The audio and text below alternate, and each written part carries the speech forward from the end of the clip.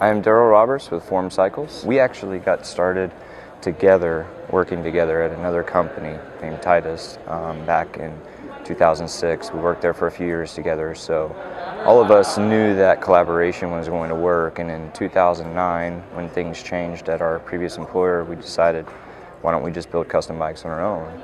Well, the fat bike craze has been growing in popularity a lot over the last, I'd say, 2 years. Essentially, this one is built up specifically as a softail. Originally known as snow bikes, but now they're actually starting to be ridden all the time. It was built as a custom bike for somebody. You know, we worked on the geometry and so on and so forth of what he wanted, and some of the parameters around the wheels and the size of everything. So it does have a suspension fork on it with some specially machined offset lefty clamps. Part of that fork is actually kind of a collaboration we're doing with him to get the bike set up so that it would adapt these clamps. He actually worked on getting the clamps machined, and then we had a lot of interest in going forward with that and making sure that we'll start to get a few of those clamps in and start to offer them on bikes as well.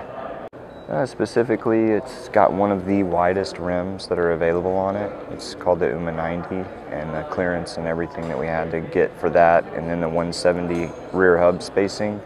There's a lot of challenging factors that go into that. The cranks themselves are spaced out 100 millimeter bottom bracket width, so essentially it does take a very specific set of cranks, and that's just to get the arms out further, make sure chain ring's clear and everything else. But this one on there is an E13. They're pretty big into getting that movement going as well. So component manufacturers are starting to step up, you know, and kind of like with the rims and those things that are not easily available now they're going to start to be. This particular one, being titanium, is certainly a better way to make the bike lighter and yet durable as well. There is a slight arc to the top tube. It's very slight. We did something, we did a tiny bend on it, not a lot. We wanted it to be very subtle. And the bike is really driven towards kind of more of that performance side of what a fat bike can be.